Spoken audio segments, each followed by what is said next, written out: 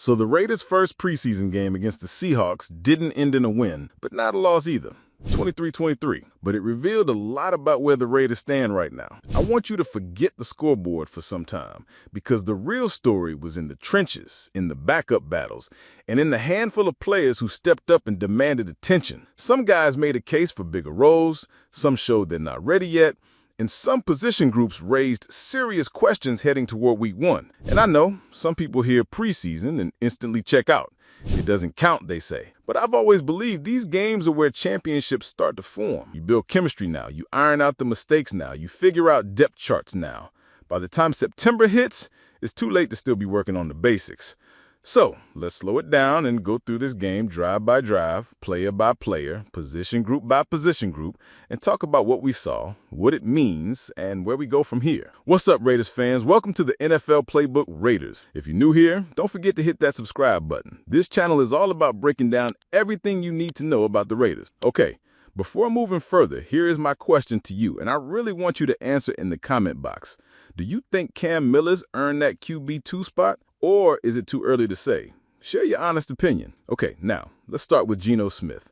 And right out of the gate, you could feel the difference a seasoned quarterback makes.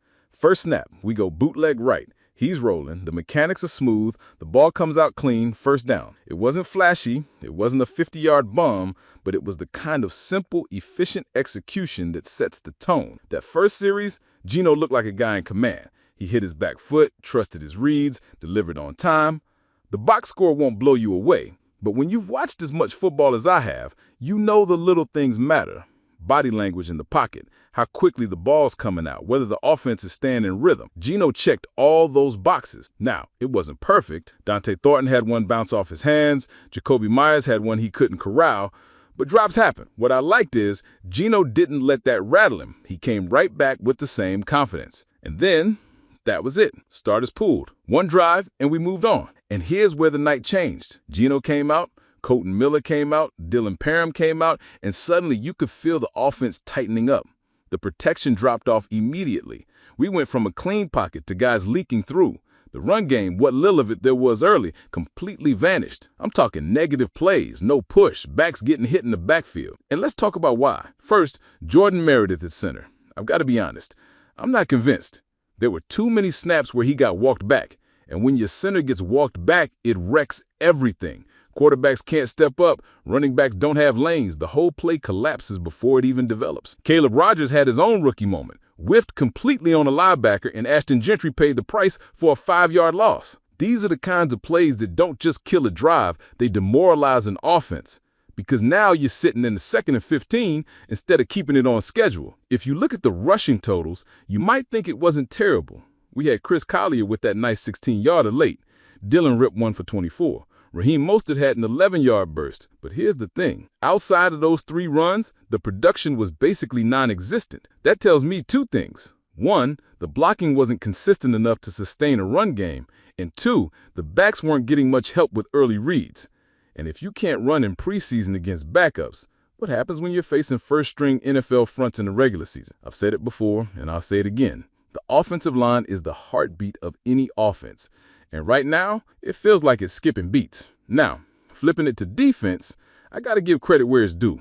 Jamal Adams looked fantastic. Didn't start, but when he came in, you could see the difference. He was flying to the ball, using his hands to shed blocks, closing space on outside zone runs like a heat-seeking missile. And it's not just about the tackles he made, it's the attitude. He was setting the tone. He was telling Seattle, you're not getting the edge on my watch. That's what you want from a linebacker. I'd be shocked if he doesn't get first-team reps next week. But here's the flip side. The defensive line got bullied more than I'm comfortable with. This wasn't Seattle's starting O-line either. Charles Cross wasn't out there. Abraham Lucas wasn't out there. These were backups, and yet we still saw too much push, too many guys getting washed out of their gaps. Tyree Wilson made a couple of plays, yes, but against this level of competition, I wanted dominance. I wanted him to look unblockable. Instead, it was flashes here and there, but not enough to change the game. And our interior guys, not enough disruption.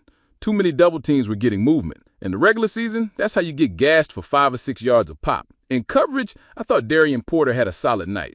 There was one post route where he and Isaiah Pola-Mao were both in perfect position, exactly how you draw it up in cover 3. Eric Stokes looked fine, But again, with the preseason camera angles, you only see DBs when the ball comes their way. So a lot of the real evaluation will come from the coach's tape. And now, the quarterback battle. Cam Miller made the most of his moment. 6 completions on 7 attempts, 76 yards, a touchdown, and here's the big one. He was clutch.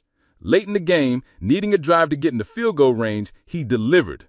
That's poise, that's command, and that's exactly what you want from your backup. Now, before we crown him QB2, let's keep in mind, he was going against Seattle's third-string defense, but you can only beat who's in front of you, and he did it. On the other hand, Aidan O'Connell had a rough outing, missed a wide-open Thornton for what should have been 6, and threw 2 bad picks, one of them against a simulated pressure look that he completely misread. That's the kind of mistake that veteran defensive coordinators will feast on in the regular season. Shredrick Jackson was reliable all night, 4 catches, 76 yards, a touchdown.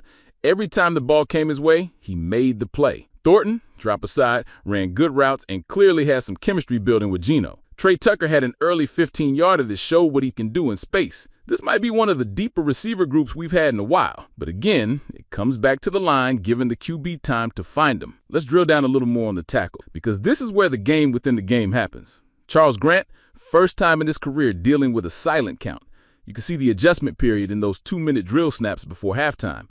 But physically, I like what I see. Strong anchor, doesn't panic when he's losing ground, finishes plays. He's raw, but the upside is there. Thayer Munford, this one worries me. He needed chip help from the running back far too often.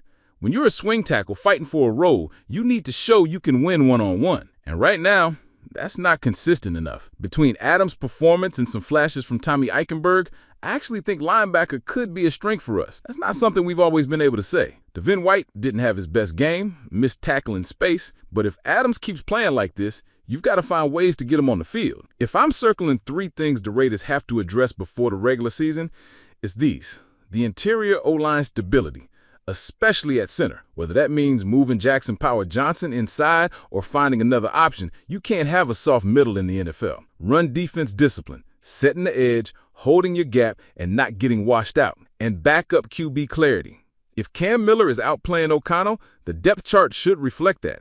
Don't hold it back just because of draft position. Look, I get it. Preseason isn't pretty. The schemes are vanilla, the rotations are constant, and you're not going to see the full playbook.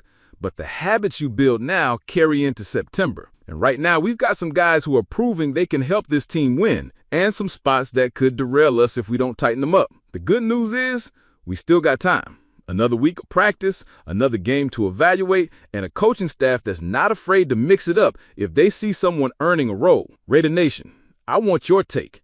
Who stood out to you? Who do you want to see with the first team next week? And do you think Cam Miller's earned that QB2 spot? Or is it too early to say? Share your honest opinion.